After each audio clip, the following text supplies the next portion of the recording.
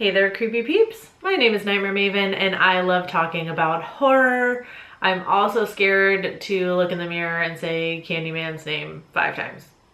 What about you guys? If you are new here, hi, hello, welcome. So happy you found my channel. Hopefully stick around for a little bit. And for those of you that are returning, welcome back. So Candyman is finally here and I was so freaking stoked to see this. I know this is one of a lot of people's most anticipated horror movies of the year. And I'm here to say that just right off the bat, it exceeded expectations.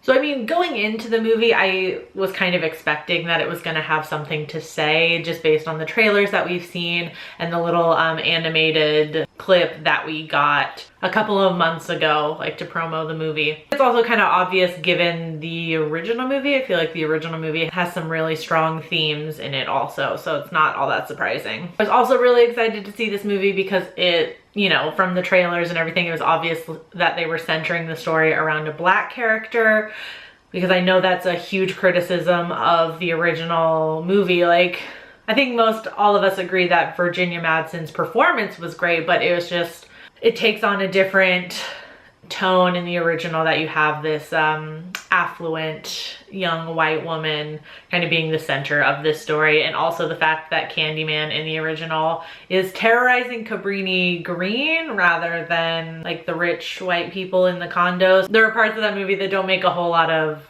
sense, and so I think with this sequel a lot of people were hoping that that would kind of be addressed. And without giving anything away, I will tell you that it is, and I was very pleased. There will be a small spoiler section within this review. It's not right now, so check a pinned comment down below. It should be right at the top, and it'll tell you the time frame within the video that the spoilers are, so you can avoid that. I really love how they expanded on the lore of Candyman. Very similar to Bloody Mary, has a lot to do with mirrors and your reflection, and that's how Candyman appears to people. I really love how they played with reflections in the movie, all these different ways we see him throughout the movie in different reflective surfaces. And it was one of those things that during the movie, as I was sitting there watching it, I thought was really cool. So I'm sitting there oh my God, that's so cool how they did that. Oh, look at that, that's awesome. I don't want to say it wasn't scary because that's not true. I didn't register it as it was happening in the movie, but it's one of those things that sits in your brain. And then last night after I got home from the movie, I was all of a sudden hyper aware of all of the reflective surfaces in my house.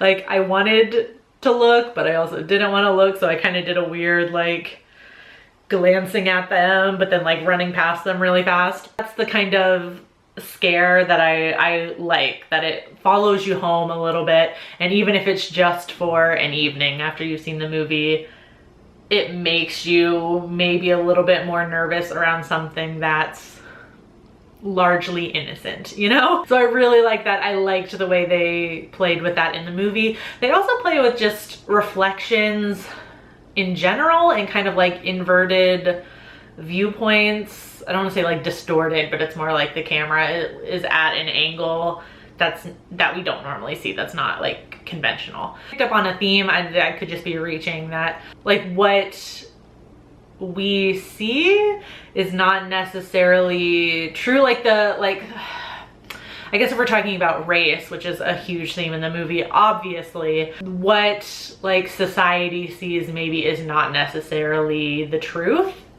and that's a huge part of this movie. I kept thinking of mirrors, and I don't know if I'm correct but I feel I've seen stuff on social media before where it's you looking at yourself in the mirror is not accurate in the way that other people see you, I guess because the image is inverted and it's on a 2D surface or something. And I feel that is a large part of this movie. I hope I'm right on that. The kills in this movie were absolutely brutal. I remember we got a taste of that in one of the trailers. I think they show a good portion of that school bathroom scene with the teenage girls. And that's just a small part of it. The end, don't worry, this isn't the spoiler section, I'm not going to talk about the events. The end, honestly, it was probably the scariest and most heart-wrenching part of the movie, and a specific thing that happens, and I think if you've seen the movie, you probably know exactly what I'm talking about. Like, my heart stopped. So this starts a small little spoilery discussion. I'm not necessarily going to talk about specific scenes, but just themes in the movie that could be spoilery. So you can jump to this part of the video to skip that right now, or you can just mute it maybe. So the Candyman lore. I love, love, love that they decided to make it, it felt like even more of an urban legend than the original movie. Like, instead of it being one person, it's like stories that have cropped up, you know, like maybe every generation or so, and they're, you know, they're based on like an actual person suffered similar fates due to racial violence, or maybe more specifically police brutality. Also noticed in the movie, this is like the most specific I'm gonna get with these spoilers, that the victims in the movie are not only all, you know, rich or affluent white people, which I think is what we all wanted changed in the sequel from the original, but they are also largely female, which I thought was interesting. And I also think it kind of makes up for something in the original. I also feel like they all kind of represent, how do I want to say it, like represent different aspects of this discussion. I don't really know how to say it, but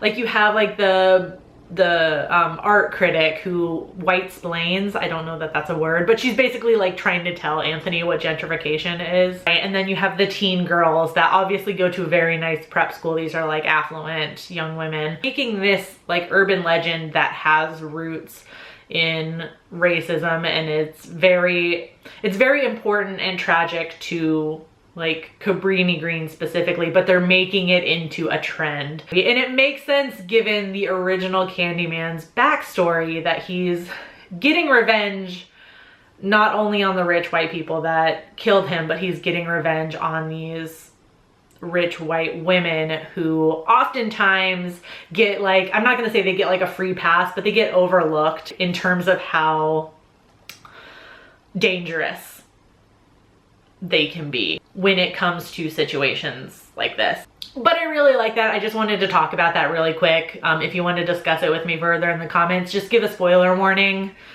on top of your comment for anybody down in there who hasn't seen it yet. And overall, I thought this movie was fantastic. I thought it was so well done. Not only did it live up to the hype, it just like went above and beyond. If you can go see it this weekend, I would highly recommend you do, or at least at some point. Honestly, I'd give it a 5 out of 5. I thought it was great. These are the ratings as of Friday morning. I just saw it last night on Thursday night, so obviously these ratings can change over the course of the weekend. Right now on IMDb, it has an 8.3 out of 10. On Rotten Tomatoes, there's no audience score in yet, but it has an 86% critic review. And on Letterboxd, it has a 3.6 out of 5. I'll be really interested to see what everybody thinks about this in the comments. I mentioned it during the spoiler portion, but if you do like happen to come back and you want to talk spoilers with me in the comments, just give a spoiler warning at the top of your comment. Just be nice to your fellow horror fans. And those of you that haven't seen it and you venture down into the comments, just be aware that we might be talking spoilers down there. So I hope you enjoyed this video. If you did, give it a thumbs up, subscribe if you're new here, become a Creepy Peep today. I post 2 new videos a week and I host a live stream pretty much every week as well. So I'll see you soon with a new video. Until then, stay strange. Bye.